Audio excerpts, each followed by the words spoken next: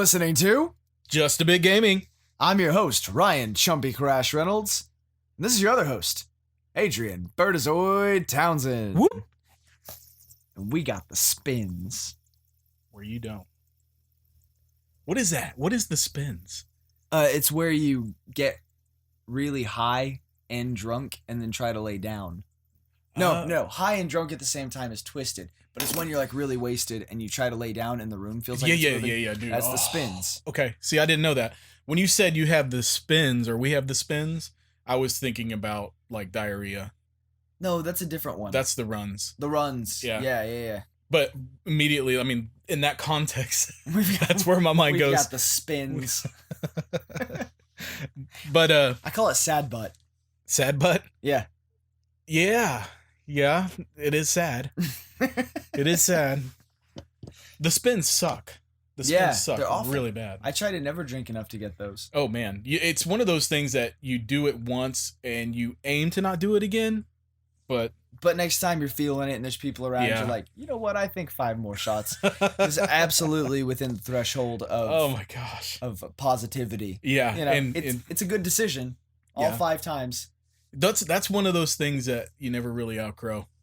You just get into the swing of things. Yeah. And you know you've already had probably one too many, but you're still looking at that bottle of whiskey sitting there or those ice cold beers in the fridge and you're like, well, fuck it. Yeah. Guess I'm going to just go ahead and do this again. Oh man. Yeah. I mean, I've been known to do that most times I drink, so. Most times? Oh man, I try not to as often as possible. And I'm usually successful. I mean, it's like we'll have a couple of drinks before the kids go to bed, and then I'm still up like playing video games or watching a movie or something, and I'm like, well, that's still in there. Yeah. You know? There's no reason that we should have any left over for tomorrow or ever, you know? I hear you. I hear where you coming from. I just I commit to it. So, speaking of movies, I did watch a couple of movies this week that I kind of wanted to give my mini review on. I don't watch a whole lot of movies, so it was kind of awkward. We watched 2 movies in one night. They just came out digitally. Jumanji and The Shape of Water. The new Jumanji? Yes, the new one. Jumanji? The new Jumanji? Oh man, dude. I heard good things about that movie. Really? Yeah, and I can confirm that is a good movie. Really? It is really funny. You've just gasted my flabber. Yeah. Sir, I am completely flabbergasted. I definitely recommend it. It's one of those movies that looks like it should be just horrible and awful.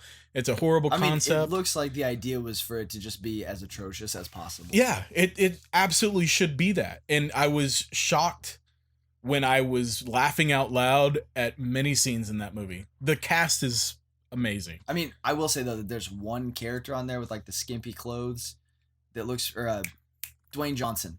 That's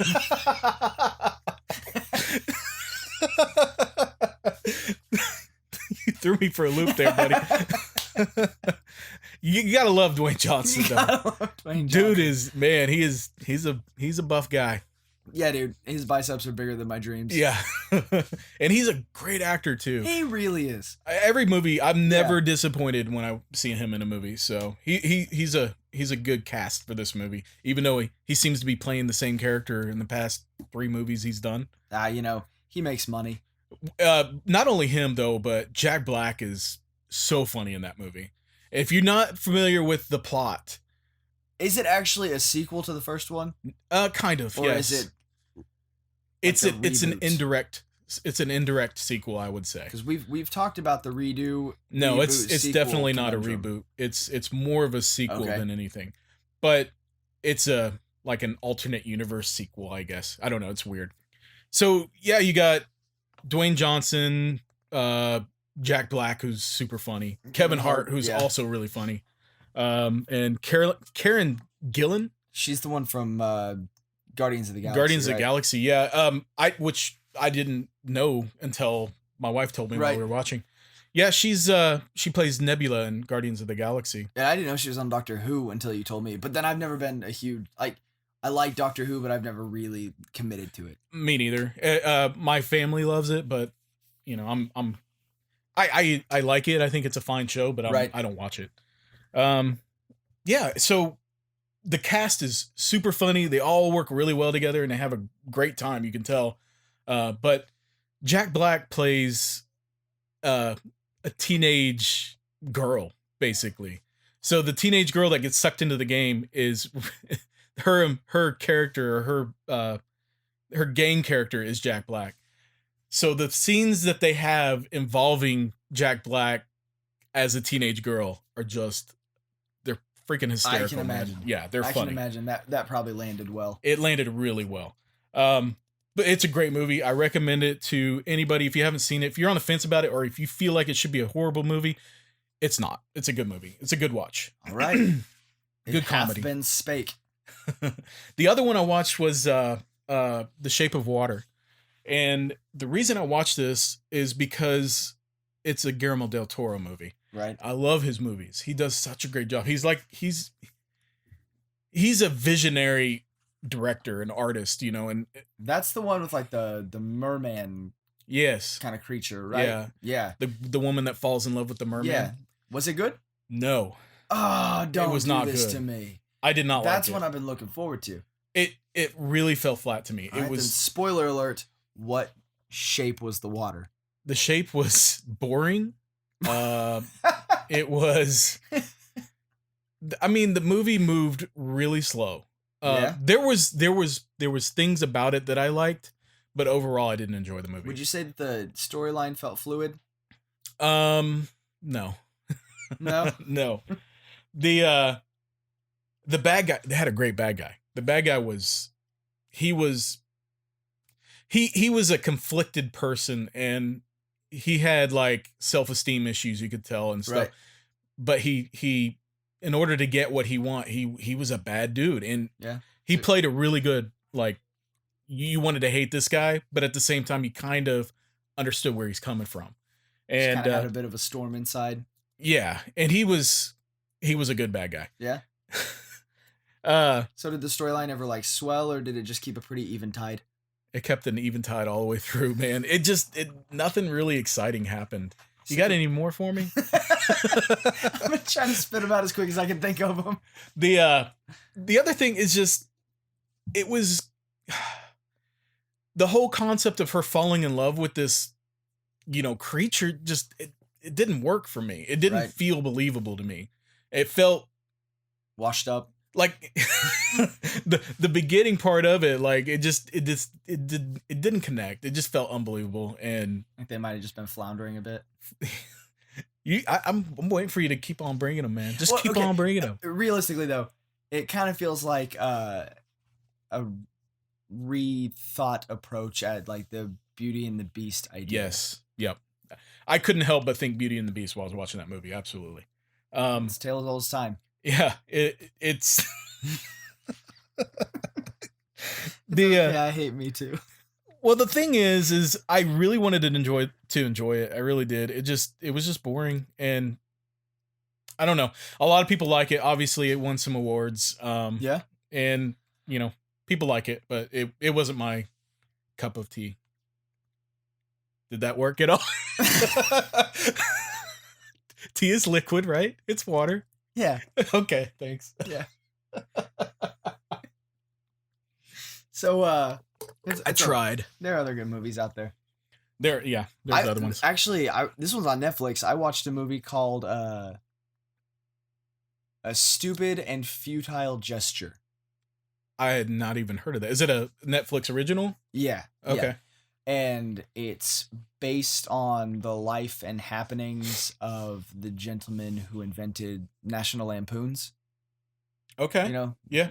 The comedy company. Actually, I don't know anything about the starting points of that company. So that's already interesting. It started at Harvard or Yale, whatever Ivy League school they were at. I apologize that I missed that plot point. It was Harvard, because they were doing a comedy magazine called the Harvard Lampoon. Oh, okay. Where they were making fun of, you know, pop culture and satirizing things that happened on campus and drawing naughty comics and all that kind of stuff. Yeah. And then publishing it out of their little house. And by little house, I mean a giant fucking estate that they called the castle or something like that. Yeah. I was half preoccupied during the beginning of the movie, but basically it follows their progression from publishing this funny little magazine for these college students to becoming a full-fledged like comedic company. And so all the people in this movie that are playing all these figureheads from like the 60s and 70s, you know, putting this company and putting this movement into motion is all different eras of SNL stars. Right. And people that were made famous through Saturday Night Live and National Lampoon and all these other groups like that all kind of worked together and splintered off of each other. All those celebrities are the ones playing the ones that came before them, the ones that invented the game. It's really good. I'm interested. Yeah, I really want to see it. Very interesting, very funny, like darkly comedic. So it's to me they remind me of oh gosh, what's that British one? Comedy troupe that made a bunch of movies. Monty Python. Yeah. That's who I always related them to in that sense. You know, they're kind of like a comedy. They put their name in front of every movie that they make, you know, type of thing. Did they disband or something? I haven't recall seeing anything new from them in a while. National Lampoon? Yeah. I don't really know. Yeah. I didn't, you know. They didn't. I figured I probably should have gone and like looked some of that up after watching the movie, but I just didn't. Yeah, I'm glad you told me about that because I hadn't even heard of it. I'll check that out. It's headed up like, here you can look, like Will Forte is the main guy. He plays Douglas Kenny, the guy who invented it. So it's a movie. Like a movie. Oh, I was thinking documentary. No, it's a movie. Like, look at this cast list. Like Domhnall Gleeson, Will Forte, David Wayne, Joel McHale, Emmy Rossum, Seth Green, Thomas Lennon. Yeah. I mean, like, if it's a funny person from our generation or maybe the generation just before us, like they're probably in there somewhere. Interesting. Okay. It's good. It's good. I will check that out. So, cool. We Jinx. Knock on wood. All right. I think I just heard something crash in your living room. Probably. We've got both families and all of the kids in the house right now on the other side of this door. Going crazy. Yeah. It smells like they're making food. They're making some pizza and brownies, and I smell the brownies, and they smell delicious. I'm half tempted to just like, let's go ahead and wrap this shit up. Let's go eat. They're having fun and doing things that smell good, and I'm looking at you talking about movies. Well, you know what? Let's shift this conversation into what we generally talk about, which is video games. That's right, video games. This is a new. I love setting you up for that. This is actually a new segment on the show we're trying on called The Show As You Know It, and it's where we stop fucking around and just do the actual show. Talk about what we are here to talk about. So a lot of news happened. The show as you know it. As you know it. So one thing that came out recently was the new Overwatch character. Brigitte. Is it like a liquid J or Brigitte? You know, I've heard it both ways. To me, it's, I don't know. It looks like it's spelled Brigitte without the D. Right. But yeah, I don't know. I don't know how it's pronounced, but I do know that the character is freaking awesome. Yeah, dude. The character design is incredible. Like, Overwatch doesn't disappoint when it comes to design and character design. But her skill sets are really, really cool. She's like a combination of like, well, actually, she's a lot like Reinhardt. Because she's, as a character, Reinhardt's Squire. Squire, that's right. Yeah. And something that I didn't know until you told me tonight, she is Torbjorn's daughter. Yeah, Torbjorn's. Yeah. What I always thought she was Reinhardt's daughter, but nope. I stand corrected. Yeah, that's really kind of cool to me. And so she has this kind of like mace on a chain that she swings in front of her. It's a flail. A flail, yeah. Like a mace would just be like the handle with the big knob on the end. Okay. It's a whacking stick. A flail is has where the chain. Where it has the chain. Okay. And so she's got the rocket flail where she's. Dude, watching that gameplay footage, I haven't out there amongst the fracas. She's just swinging that thing around, and it looks cool, and it looks powerful and impactful. Character. Yeah. When she puts up her shield, she can do a short burst and stun somebody, and after stunning them, she can hit them with that flail.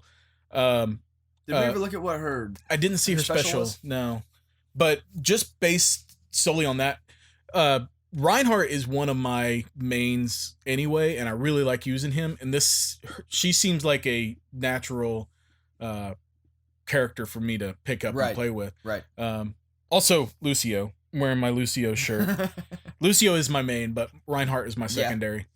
So yeah, I haven't played Overwatch in several months, but this excites me enough to get back into it and pick her up and see if she might become a main to me. I mean, I really liked what I saw. I know the community of Overwatch is really embracing her existence. Are they? Yeah. Yeah, everyone's very, very excited about her. It's cool. I mean, she's a great character. I love her design, and I love that Overwatch, you know, I mean, they do have their over-sexualized characters, but they're not afraid to kind of deviate from that a bit. And she's an attractive female character who is dressed to be a warrior that she is. Her hips still do not lie. Well, that's good. They don't need to. Why would they? But the design is cool. Like, I like the kind of red hair and what are those things called that come down in front of her face on the just hair? I thought there was a name for that. I think they're called frillies. Frillies. They're like little frontward pigtails, but like they're like links. Links. Like the sideburns that Link has. Yeah, that's right. They just kind of foof on down. Foofs. That's actually the word for them. Foofs. Yeah. Foofs. Fabooma foofs. Cheek foofs. Yeah, it's cool, and I'm anxious to get back into it. Another thing, kind of on that same kind of subject with first person shooters, Fortnite is really taking the world by storm, man. God, I am totally blown away by the amount of like popularity that this game is receiving right now. It's incredible. It really is. In all fairness, I've been saying it from day one. You called it with Fortnite. You called it. You did. But here's the thing. I know why it's taking off. The biggest reason it's taking off is because it's free. It's free to play. It's accessible. It's accessible. And they keep updating it and patching it and adding shit to it and, you know, tricking it out like a game that you would be buying DLC or expansions on. Right. I mean, they're treating it like a not free game. So have you looked into the costs of these costumes and stuff that you can buy for your character? Oh, I've not. I don't. Oh, it's ridiculous. It's ridiculous. Like they have this costume right now that I was looking at, and I can't remember what it was. It's like an animal costume or something. It looked really cool.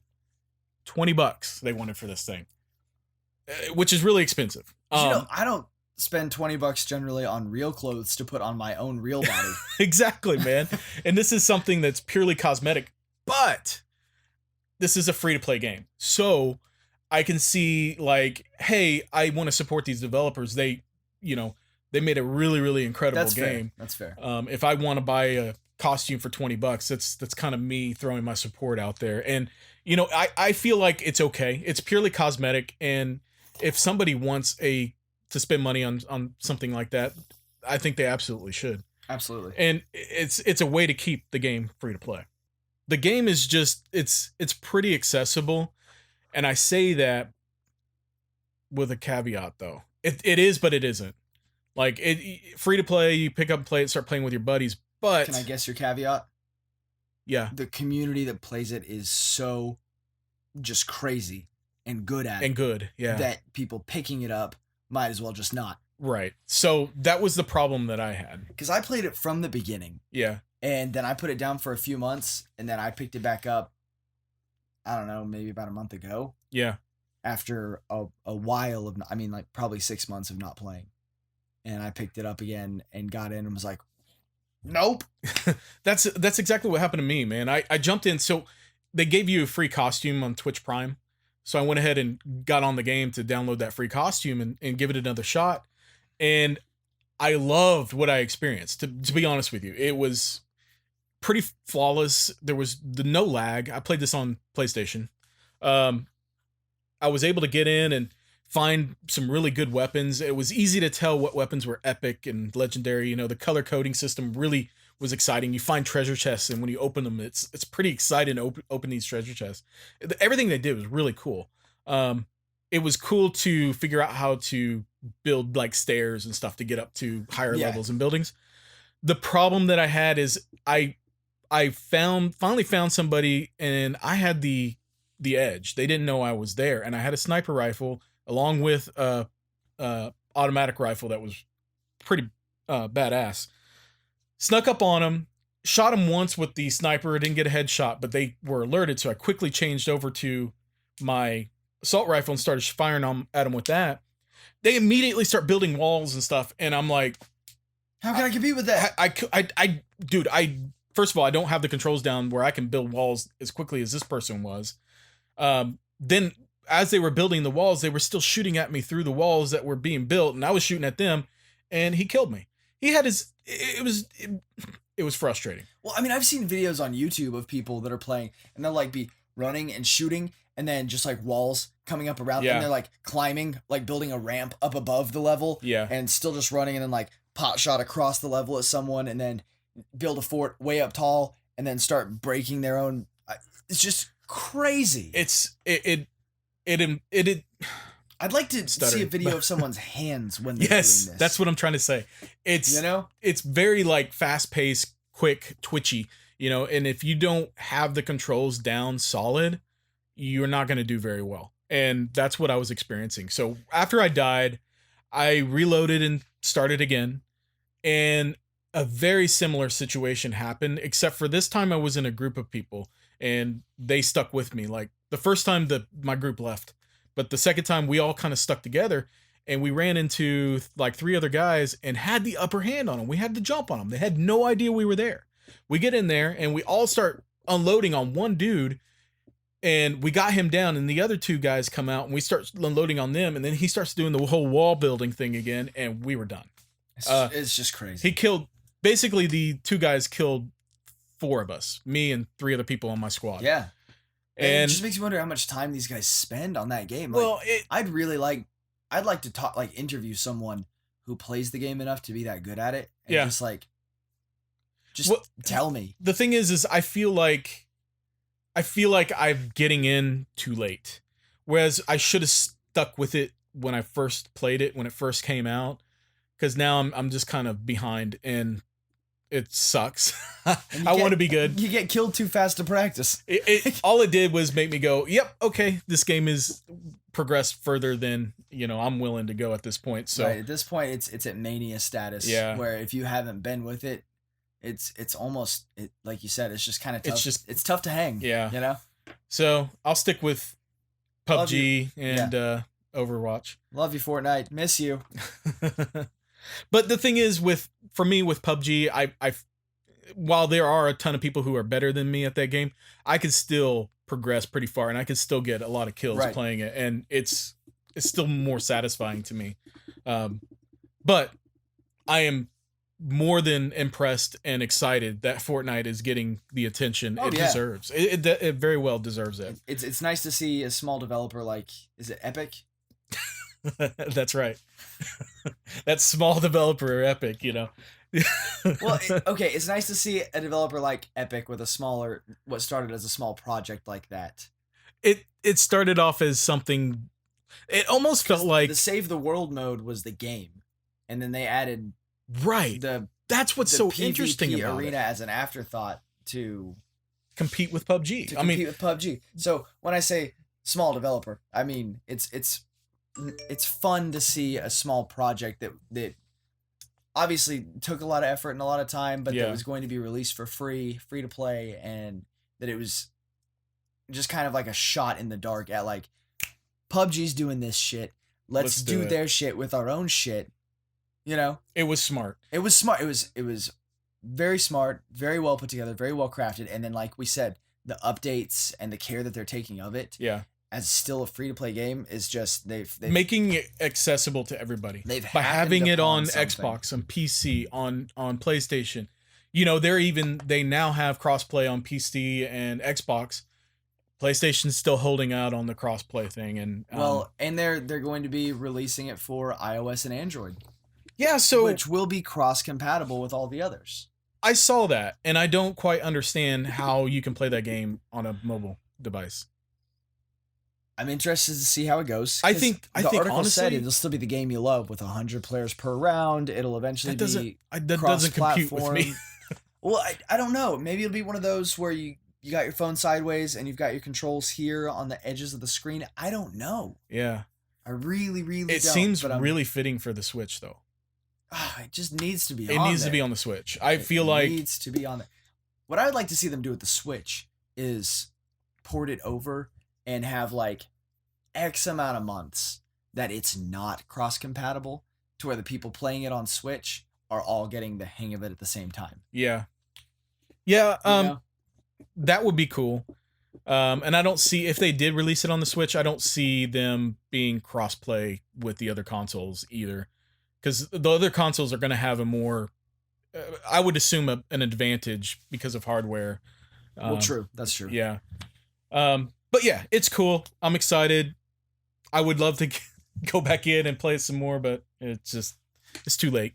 It's a nice memory now. It is. So dude, PlayStation Plus games came out this month, and they are really, really cool games. What a strong month, right? It is. This has been one of the best months for PS Plus in a while. I mean, last month was pretty strong. Last month was good. Rhyme was a good one. Which you actually finished. And Knack. You actually finished Rhyme. I did finish Rhyme. Yeah, we talked about it last time. And then after the podcast, a few days later, I went ahead and finished the game. I did not finish it. It's worth finishing. It's not that long. I ended up reading what the game is. So you know, like I know what goes down. Okay. And that is exactly why I stopped playing it. So yeah, I mean, emotional investment. The thing is, the storyline really helped drive me to complete it. I wanted to know what the heck was going on, man. Right. And ultimately, I left. It had the emotional impact it was trying to give me throughout the course of the game wasn't really hitting me, but it did kind of hit me at the end, like what was going on, and it struck a chord with me. And I'm not gonna spoil anything, but the storyline, I think, ultimately finishes strong. Yeah. And it was worth the playthrough. And I still, my review from last episode still stands. If you get a chance to play through it, absolutely play through it. It's a great game. I'm thoroughly impressed with it.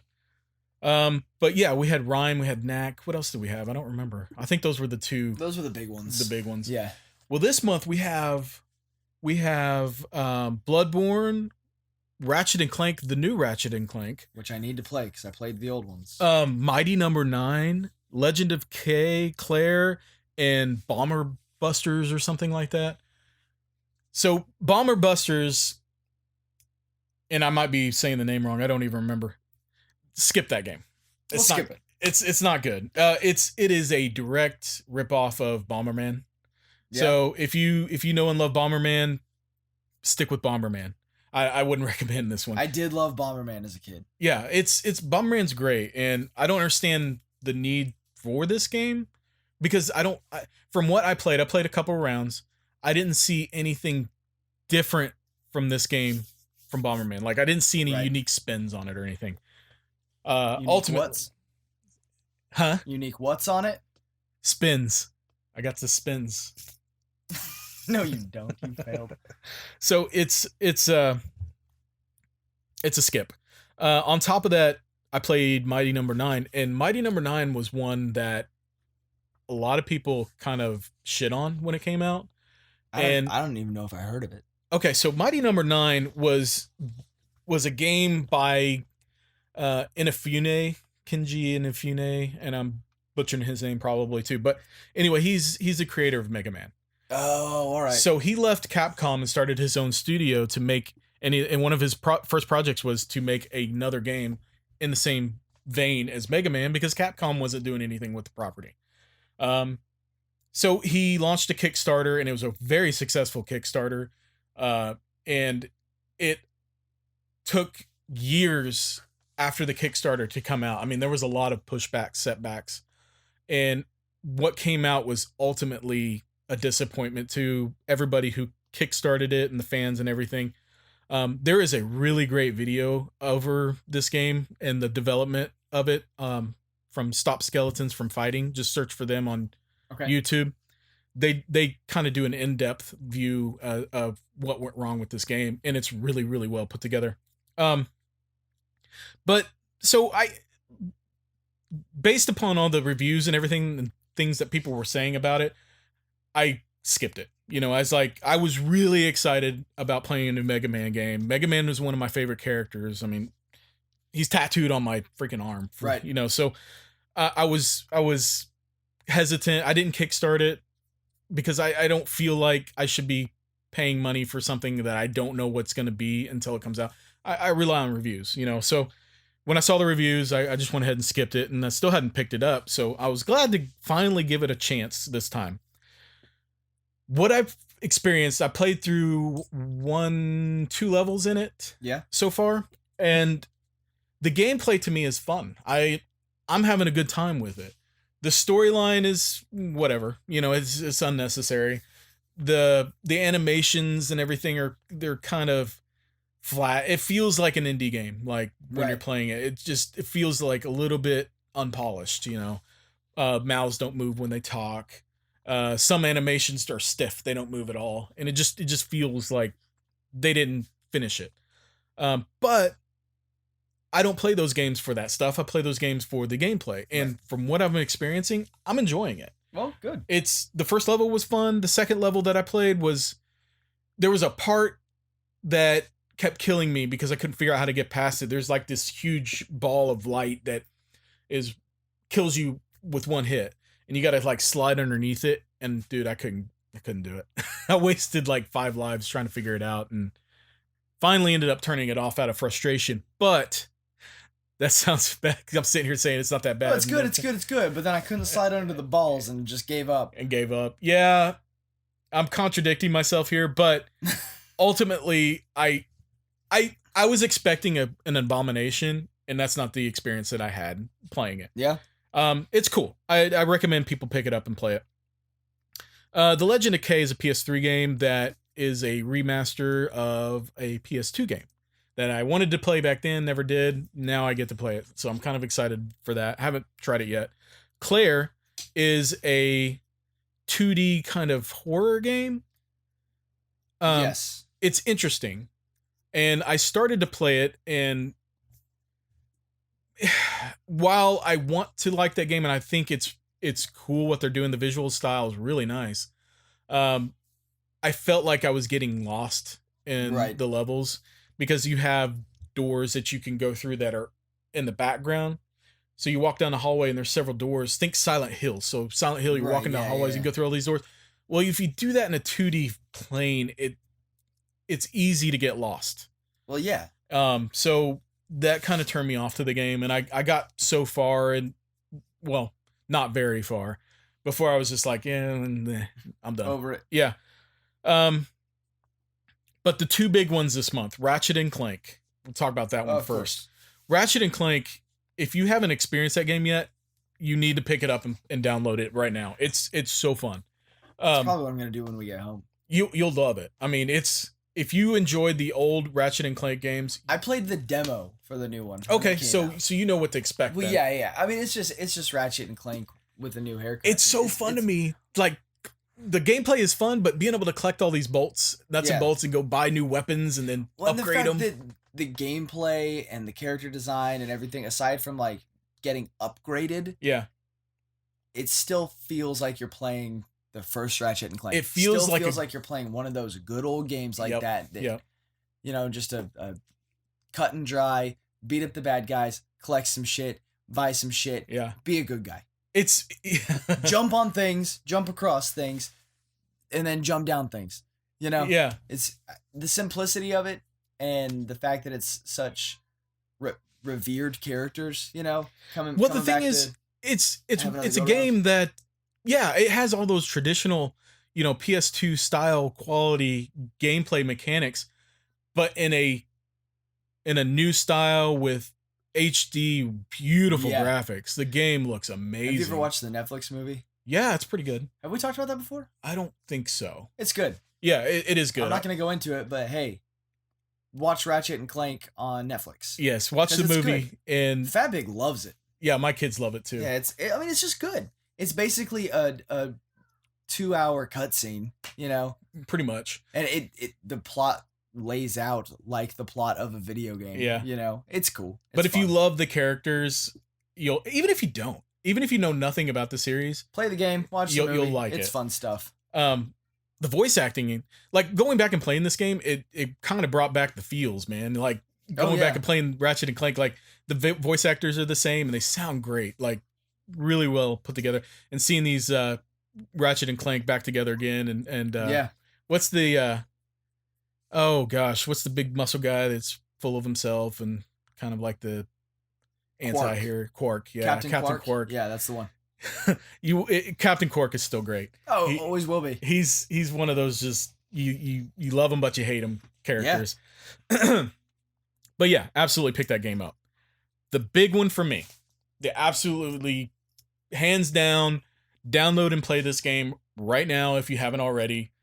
Ryan, goes for you. Calling back to you again, and I know you already have it. Bloodborne. Bloodborne, man. I freaking love Bloodborne. I love Bloodborne.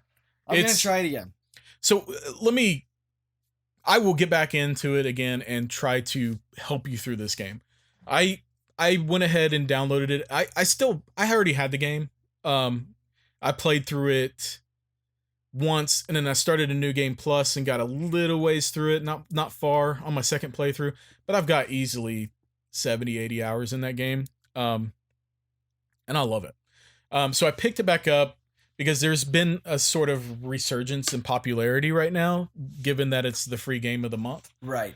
And they're doing a community event right now where, they want people to come in and play. And they've got a new game that they're working on that everyone's trying to speculate on what it even is. Yeah. Which the speculation's still saying that it might be a new Bloodborne, or they're also talking about it being a ninja version of Bloodborne. Regardless of what it is, if it's in that same gameplay style, I will love it. I mean, those games to me, they strike a special chord that no other game really has hit. And those are games that once I start playing them, I can't put them down. I immediately get sucked in. It's an addictive style of game for me. I played through Dark Souls twice. I played through Dark Souls 2 twice. No, probably 3 times. I played through Dark Souls 3 1.5 times. Bloodborne, I'm going through it again. It's just, those games are so fun to me. They have such a great risk reward system and upgrade system, and they're really fun. The atmosphere. So when I got into it, I played it yesterday actually. I intended to get on just to see how many people were in the game. Right. And I ended up playing it for like 2 or 3 hours last night. I just couldn't stop, man. It was fun. The first thing I did, I'm in New Game Plus, and I had to relearn the controls because it's been a couple years since I played it. See, that's the thing. I would have to start completely over. I would not remember the controls. It didn't take me long at all. I figured them out, and then went and fought the Cleric Beast, and I think that's the one that you were having a hard time with the last time you played it. It's around the bonfire. Well, they're all around they're lanterns that you light up. No. There's like the first level of the game where you've got to get around everyone. All the townspeople are around a bonfire in the town square. Yeah. And you got to get around that, and there's something banging on the big doors. Right. I've never made it past that bonfire. Oh, okay. So yeah, you hadn't made it to this. I mean, I think I'm like a breath past tutorial. Okay, so yeah, just clean gave up. The Cleric Beast he's an optional boss, but he's very close to where you left off.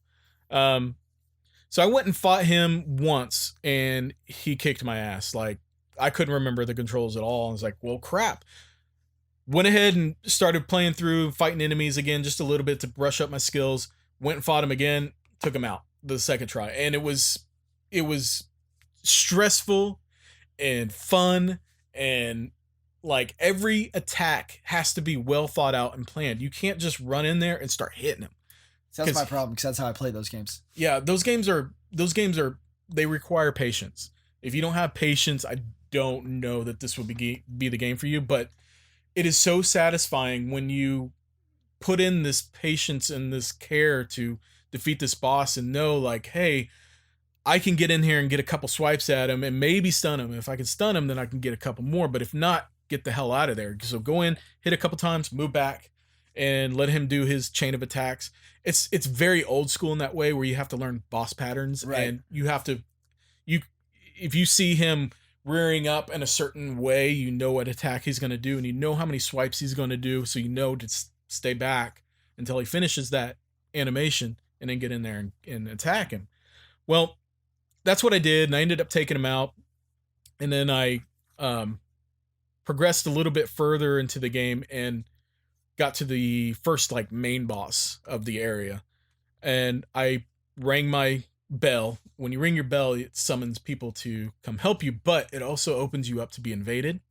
So that's exactly what happened to me. So I rang the bell and I immediately got invaded, because the game servers are really overloaded and there's people in there wanting to invade. So yeah, absolutely. I got invaded immediately, and then I also was able to summon somebody to help me. The invader, he was tough, but the two of us were able to chase him down and wail on him. And the thing is, the invaders have a slight upper hand because the enemies in the areas don't attack the invaders. They will attack. Really? Yeah. So I didn't know that. A lot of the invaders will use the enemies as a way to gain the upper hand in the battle. Well, seeing that there were two of us and the other guy was decent and he was pretty good, we were able to take out the enemy characters and eventually take out the invader, and that was awesome. And so then we went and fought the next boss, beat him. We beat him real easily. Lit the next lantern, and I started in the next area and called it quits after that. All right, I'll try it again. Dude, I am so in love with that game. I know that's the only reason you said all that. You weren't even talking. The microphone might not even be recording. You just wanted to convince me. You just wanted to tell me to play it again. I just want to talk about Bloodborne. I just love those games so much. I enjoy talking about them. The atmosphere of the game is so freaking amazing to me. Everything about it is incredible, and I recommend that if you give it another shot, if you're having a hard time with it, try summoning people into your game and having them help you. It really does help with the difficulty of it. Yeah. But yeah, Bloodborne, play it. I love it. So have you been playing anything recently? Honestly, not really. Really? No, I've been working a whole lot. Yeah. And studying, so I got that classwork I'm trying to do. So, been playing a little bit. Oh, what's up, Fat Big? I rang my bell. We just got invaded. We got invaded. Well, I've been playing Dragon Ball FighterZ. I want to play it. Dude, it is so freaking cool. The animation in that game is incredible. It really is. It's like playing an episode every fight sequence is like playing an episode. Right. So I've been playing through the story mode, which is it's a story that has all those Dragon Ball games have a lacking story mode. Well, the story in this one, they have to try to make sense of the fact that everybody is fighting each other, and Yamcha might be able to kick Vegeta's ass or something like that, So they have to make sense of that, because in the actual universe, there's no way. There's no way. So no way. The thing is, there's the Red Ribbon Army has made it to where the bodies of these fighters can be inhabited by, they're making like zombie clones first off, but also like they include you as like an indirect person in the king, and you are the one taking control of these characters' bodies to fight with them. Okay. So everybody is basically reset to the same power level, and I mean, it's all just a vehicle for making a fighting game. Yeah, that's all it is. But it's as dumb as it is. It's surprising to me how much time they spend on the story. Like, I'm sitting here playing through the story mode, and then I'll have to sit through several excuse me, very long cutscenes before I start my next battle. I was like, okay, I get it. Can you just like get it to me quickly and let me fight the battle? Or, you know, make it autoplay. Or actually, I think you can skip stuff, but I still want to know kind of what's going on. So it's somewhat keeping me interested, but not to the length that they're trying to. But you have to push a button to go through the dialogue, and it's all voice spoken. It's like, can I just push a button to make it autoplay? And then once it's done, then I'll fight. Right. But the fighting is where it's at. I'm having so much fun with it. And it's like a 3-on-3 tag team based system. So think like Marvel vs. Capcom. Well, sure, yeah. Yeah, it's similar to that. And you have your juggles and everything, and it's very accessible. The button inputs are not overly complicated, and it can be. Like, if you want to get into some really like in-depth combos, those are kind of hard, but they do have like one button pushes to do combos, and it works. But if you go online and play against anybody online, you'll get your ass handed to you. And I mean, with fighting games in general, I'm pretty mediocre. Dude, I thought when you're playing through the story mode and you're wailing on these I am fucking good at this. Dude, I feel like a badass. I'm like, I'm kicking everybody's ass. I just beat what's the the Ginyu guy with the horns. You remember his name? Jeez. Right? I think so. No. Jeez had the 80s hair. He was red and had like big white hair. Well, okay. Well, he was the main. No. Is that Captain Ginyu is the one with the horns? Captain Ginyu. Yeah. So I fought him and I just destroyed him, man. And I felt so good about it. It's like, yeah, I could take on anybody. So I go jump online, start fighting somebody, and they kicked my ass. And so we did a rematch. Like some 9-year-old kid. It's like, who's this dick? Did a rematch and they kicked my ass again. I was like, oh, well, this is just a fluke. This guy's better than me. So I tried again. That guy, I think he was messing with me because I got him down to one character and like half health, and I still had like 2 characters still to go, and I was switching in and out, and he destroyed me. Like, he let me think that I was going to win and then ultimately destroyed me. So then right after that, I rematched him. I was like, well, I got close, so maybe I can beat him this time. The second time, I think he killed all 3 of my characters with 1 character, and I didn't take out any of his. It's just, it was so like, it's heartbreaking. I was thinking I was doing good, and I wasn't.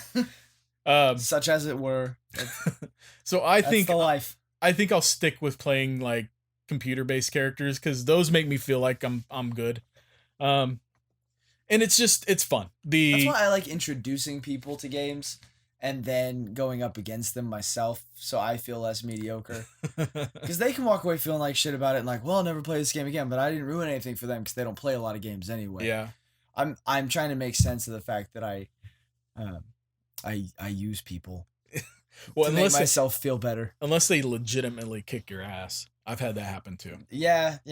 Especially in fighting games. Shelby's done that to me. Fighting games. That to me on Bloodborne that time. Oh, that's right. Yeah, I remember that. But ultimately, I mean, like fighting games in general, anytime I introduce somebody to a fighting game, I feel like I'm good and I can kick their ass, and then they just button mash and destroy me. And it's just like, as much as I want to be good at fighting games, I just don't have the time to devote to getting good. I still enjoy playing them. It's a practice. It really is. The meat and bones of the game is just the fighting aspect. They have like a hub world where you can go around and they have other characters there and you can put little emotes and stuff up. And those are cool and all, but the game is ultimately about the fighting system and fighting each other in what looks like a real episode, and it's beautiful. I definitely recommend that game if you're into fighting games or Dragon Ball Z. That's all there is to it. And I've also been playing Kingdom Hearts. Yeah, you had mentioned that you were going to do that. You haven't been streaming. I haven't been streaming it, man. Gotta call you out on it. So let me preface by saying I fully intended to stream when I got on and started playing it, but there was one night I got on it and I was like, I'm just gonna like get started, get past the tutorial stuff and then I'll start streaming it. And then I started playing it and I got into it. The game just grabbed me, and I really, yes. I didn't think it would. I was like, I'm gonna get through the tutorial, because the reason I didn't stream it is because I thought, well, I'm gonna play it for a little bit and then I'm gonna get bored. Right. I didn't. I enjoyed what I was playing, and I got through the tutorial stage. Like, you start off with the Final Fantasy X characters on the beach. Yeah. And the storyline wasn't that interesting to me, but the gameplay was fun, and I loved seeing the Final Fantasy X characters there. They're like little kid versions of them, of themselves, and it was really weird. And it was kind of like, I remembered it, but I didn't remember it very clearly, apparently, because everything still felt new to me. I didn't feel like I was replaying a game that I'd already played through, which is weird. Usually I can. But then I got to the next town. What's the main town called? Traverse Town. Got to Traverse Town and was getting through that. That game is hard. It is. I don't remember. And it's rewarding. I hear somebody crying at the door. I'll quickly get through this so we can wrap up here. But I couldn't figure out how to get good at the battle system. Like, is there a secret, or is it just strictly leveling yourself up? From what you can remember, there's timing. Like, so that's it is what it a hack was. and slash. Yeah, and it is leveling yourself up. But then there's a timing of how you put things together. Kind of like any classic game like that, though. You know, like even hearkening to games like you were just talking about, Bloodborne, and finding the patterns in who you're fighting, and finding the patterns in your own moves and your own abilities. Yeah. And then, because there are different abilities you have, and different keyblades, and different team members, and spells, and magic, and special moves, and all that, you can hone in different playing styles with different timings and find your own, like, basically carve out your own style of going about these battles. You're just early in the game. So, yeah, I guess I haven't unlocked some abilities yet, because there's no, well, what I noticed in the beginning when I was having a hard time, there was no real dodge mechanic. And I felt like I needed to be able to get a few hits in and dodge. Yeah, it's there. It's there, and it did unlock for me, but it took it a while. Yes. So on top of that, it was just like, I'm playing it where you just rush in and keep hitting the attack button. Attack. Well, that's the best way to play it. But it wasn't working. And I eventually learned that you can't really do that. You have to go in and lock onto a character and start attacking, and then you get the hell out of there, because somebody else is going to blindside you and take you down. And when you get knocked down, it's a pain in the ass to get back up again. And you lose all your little marbles. And yeah, that sucks too. But the thing is I was having a hard time with that too, because they overwhelm you. They have so many different enemies that surround you. Yeah. So how do you even, like, do you just get away, have them all bunch up, and then go in there and just try to mow them down real quick, and then let them bunch up again? I remember that's kind of the strategy. My play style when I played it as a kid being fairly chaotic, but it worked for me. I'm really surprised. I mean, the difficulty is one that I would see a kid getting frustrated with and not sticking it through, you know. I just need to play it again. It's cool. I got through Alice in Wonderland. That one wasn't too hard. There was a part that got me hung up that I had to figure out how to do. You have to get these pieces of evidence for Alice, and I couldn't find one of them. So I cheated. I got online and figured out where it was. What else would you do? And then after that, I went to Tarzan? No. I went to Hercules and was training with Phil, and then I couldn't figure out what I was supposed to do next. Yeah. So I just went to the next area, which was Tarzan. Tarzan was hard. That is a hard level. Yeah, it was. And fighting Clayton at the end is a very hard boss battle. So I didn't have a lot of problem with Clayton. I had more problem with the sub boss before him. The Jaguar? Yeah. That Jaguar. The cheetah. Yeah, it was a lion. It was a cat. Yeah. And that thing, yeah, I had a hard time with it. But luckily, I think... No. It wasn't that. It was the...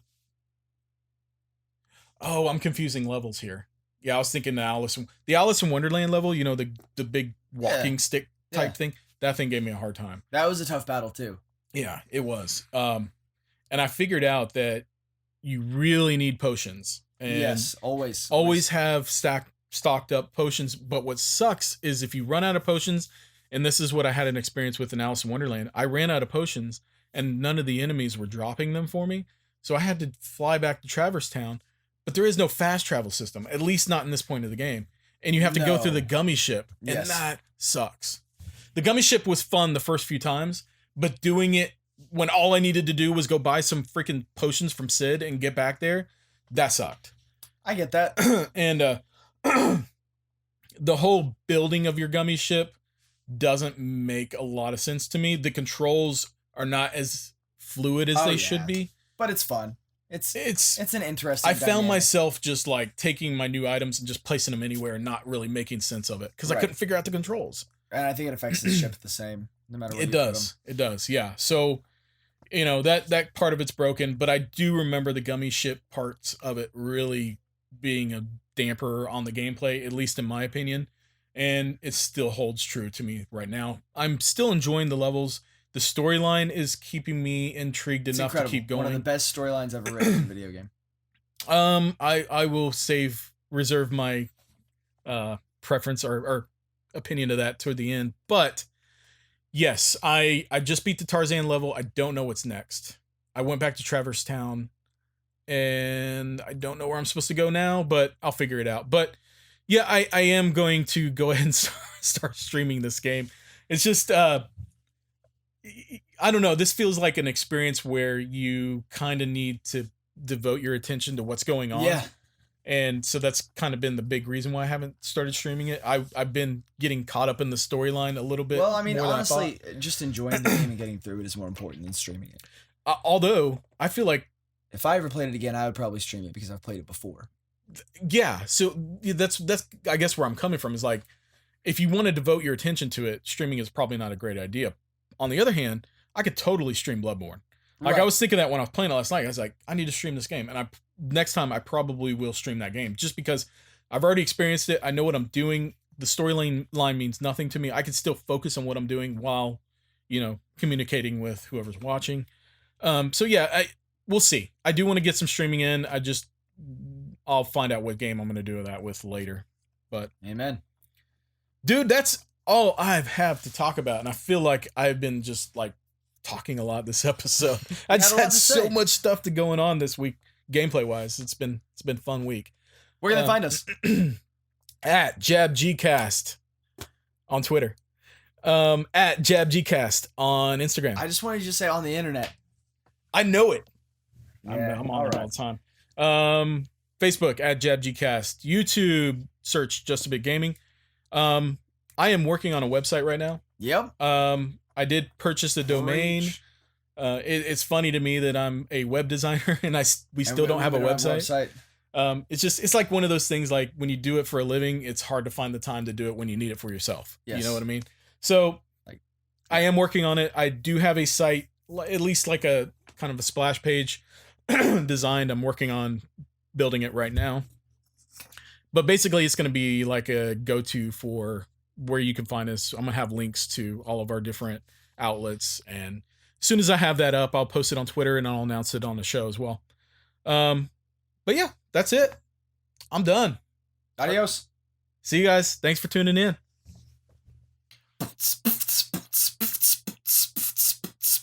3, 2, 1, let's jam. Ba-da-ba-da-ba-da-ba-da-na. Ba-da-ba-da-ba-da-ba-da-na. Ba-da-ba-da-ba-da-ba-da-na. Ba-da-ba-da-ba-da-ba-da-na.